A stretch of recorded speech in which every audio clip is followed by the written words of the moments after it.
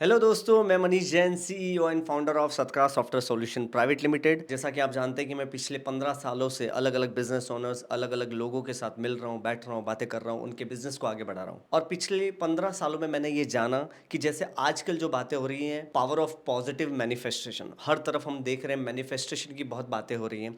हर कोई इस वर्ल्ड को समझने लग गया है। लेकिन मैं आपको एक चीज़ यहाँ पे बताना चाहता हूँ कि मैं भी पिछले कई सालों से मैनिफेस्टेशन कर रहा हूँ। लेकिन एक चीज़ है जो इसका एक लूप होल है, या कह सकते हैं कि उसका एक नेगेटिव इम्पैक्ट है, और वो ये है कि कई बार पॉजिटिव इन मैनिफेस्टेशन करने के चक्कर में हम अपनी गलतियों को नज़रअंदाज कर लेते हैं। हम अपने आप में, हम पॉजिटिव चीज़ों में इतने खोए रहते हैं कि हम कई बार जो नेगेटिव इम्पैक्ट होने वाले हैं, या हमारी जो गलतियां हैं, जो चैलेंजेस हैं, वो आने वाली प्रॉब्लम्स को हम फेस करना नहीं चाहते, या उसको हम नज़रअंदाज कर लेते हैं। इसलिए आज मैं आपको बताऊंगा पावर ऑफ नेगेटिव मैनिफेस्टेशन। देखिए दोस्तों, अभी आपको सुनने में लग रहा होगा कि यार ये क्या अजीब बात कर रहे हैं कि पावर ऑफ नेगेटिव मैनिफेस्टेशन, ऐसा कभी कुछ होता है क्या? बट आपको मैं एक सिंपल एग्जांपल के थ्रू मैं समझाना चाहता हूँ कि जैसा कि एक होता है पोस्टमार्टम, एक होता है प्रीमॉर्टम। पोस्टमार्टम, जब कोई इंसान मर जाता है तो उसकी बॉडी को जब चेक किया जाता है कि वो कैसे मरा, क्या खा के मरा, किस तरह से मरा, कितने बजे मरा, ये इसको बोलते हैं पोस्टमार्टम।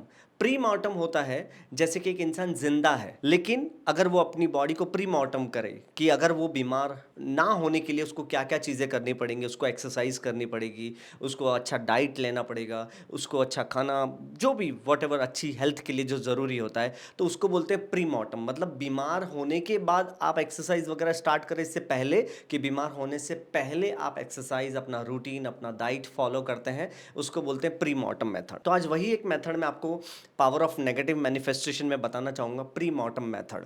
एक कॉर्पोरेट एग्जाम्पल से हम समझते हैं। सबसे पहले 5 स्टेप बताऊंगा, 5 स्टेप में आपको ये पावर ऑफ नेगेटिव मैनिफेस्टेशन या प्री मॉर्टम मेथड। पहला, जब भी आपके पास कोई बड़ा प्रोजेक्ट आता है तो आप अपनी टीम मेंबर को बैठाओ और उनको बोलो कि ये प्रोजेक्ट, एक स्टेज सेट करो। स्टेज मीन्स सारे टीम के लोग आपके बैठेंगे और उस प्रोजेक्ट के ऊपर बात कर रहे हैं, जिसमें आप एक क्वेश्चन रेज करोगे, और वो क्वेश्चन ये रहेगा कि ये प्रोजेक्ट फेल होने के क्या क्या वजह हो सकती है। फॉर इमेजिन, जस्ट एक आपने लोगों को बोला, एक क्वेश्चन आपने रेज किया कि किस किस वजह से ये प्रोजेक्ट फेल हो सकता है। जब आप ये क्वेश्चन लोगों को पूछेंगे कि किस किस रीजन की वजह से ये प्रोजेक्ट जो है, जो अभी आया है, वो फेल हो सकता है, तो आपकी टीम में से हर मेंबर उस प्रोजेक्ट को इमेजिन करने लग जाएगा कि वो फेल हो चुका है, और वो उसके रीजन पे जाएगा। अब सबको बोलो कि वो अपने अपने रीजन अपनी डायरी में नोट करें। सपोज कोई नोट डाउन करेगा कि लैक ऑफ कम्युनिकेशन की वजह से प्रोजेक्ट फेल हो गया, कोई लिखेगा कि टाइमली डिलीवरी नहीं हो पाया इसलिए प्रोजेक्ट फेल हो गया, कोई लिखेगा कि क्लाइंट से सही तरीके से, अच्छे तरीके से एटीट्यूड नहीं रखा गया, एक पॉजिटिव एटीट्यूड नहीं रखा गया, जिसकी वजह से प्रोजेक्ट फेल हो गया।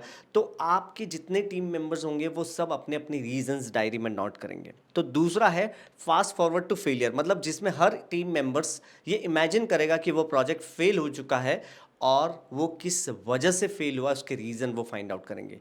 और तीसरा जो मेथड है वो है आपको ब्रेनस्टॉर्मिंग करना है। अब सारे रीजंस को लेकर के पॉइंट्स बनाने हैं। कुछ रीजंस हो सकते हैं, कुछ टीम मेंबर्स ने सेम सेम लिखे हैं, तो आप एक फेयर लिस्ट बना दो। मान लो उस प्रोजेक्ट को फेल होने के 7 रीजंस आपके टोटल टीम से आपके पास आए हैं।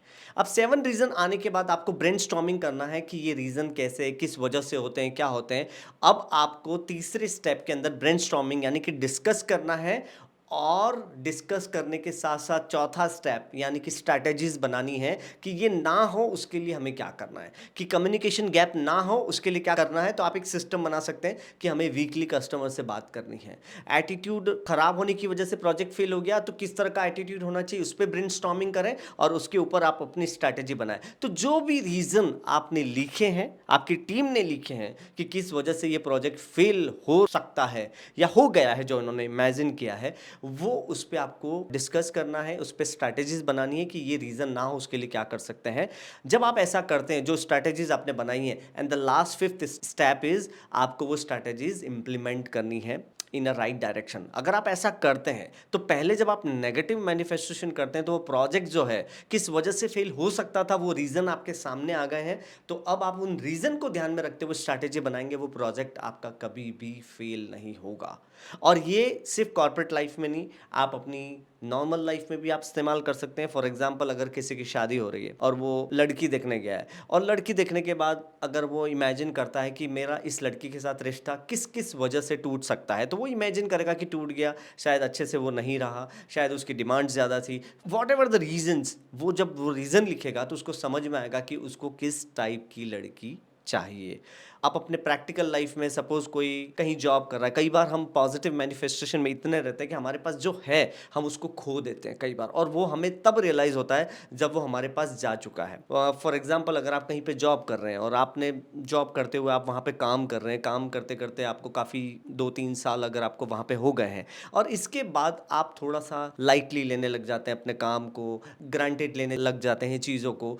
लेकिन जब क्योंकि आप बहुत पॉजिटिव में चल रहे कि हाँ चलो ये तो मेरा ही है, ये कहाँ जाने वाला है, ये तो कोई ले ही नहीं सकता मुझसे, जब आप इस तरह के एटीट्यूड में आ जाते हैं और धीरे धीरे जब आपको देखते हैं कि यार ये चीज़ों की वजह से आपके हाथ से आपकी जॉब चली जाती है, तो इमेजिन जिस जब भी आपकी जॉब लगे, किसी इंसान की अगर अभी जॉब लगी है, अगर वो पहले से इमेजिन कर ले कि ये जॉब मेरे हाथ से किस किस वजह से जा सकती है, तो वो एक नोट डाउन करेगा कि यार ये जॉब जो है वो मेरे हाथ से इसलिए जा सकती है कि मैं टाइम पे नहीं आता हूँ, इसलिए जा सकती है कि मैं चीज़ों को ग्रांटेड लेता हूँ, वॉट एवर। अगर वो रीज़न पहले से लिख ले और नेगेटिव मैनिफेस्टेशन कर ले और उसके ऊपर स्ट्रैटेजी बनाए कि मुझे ये चीज़ें नहीं करनी है, तो आखिरकार उससे वो जॉब नहीं जाएगी। तो this is power of negative manifestation. और रिसेंटली मैंने ये अभी सीखा है, जो बुक पढ़ी मैंने, the diary of a CEO, जिस बुक के अंदर ये कंसेप्ट बताया गया है, एंड वेरी फैंटास्टिक कंसेप्ट। जब मैंने पढ़ा था तो मेरा जो माइंड है वो 1-2 घंटे तक मैं अपने आप से ही बातें कर रहा था कि यार ऐसा भी कोई सोच सकता है और ऐसा भी हो सकता है। इसलिए मैंने आकर के इस टॉपिक के ऊपर वीडियो बनाया है। आई होप कि आपको भी अच्छा लगा हो। लेकिन नेगेटिव मैनिफेस्टेशन हमेशा हमें अपनी गलतियों को सुधारने के लिए, अपनी गलतियां पता करने के लिए ज़रूरी होता है कि आखिर हम क्या क्या गलती कर रहे हैं। क्योंकि कई बार बहुत ज़्यादा पॉजिटिव, बहुत ज़्यादा ऑप्टिमिस्टिक हमेशा अपनी गलतियों को नज़रअंदाज कर लेते हैं और लॉन्ग रन पे जाकर के उनको नुकसान हो सकता है। तो आपका वो नुकसान ना हो, इमेजिन दिस टेक्निक। आप चाहे कॉर्पोरेट लाइफ में हो, पर्सनल लाइफ में हो, एनीवेयर आप इस टेक्निक को इस्तेमाल कर सकते हैं। Thank you very much. फिर मिलूंगा अगले वीडियो में। तब तक के लिए आप मेरा यूट्यूब चैनल ज़रूर सब्सक्राइब करें और हमारा इंस्टाग्राम पे हमें फॉलो करें। Thank you very much.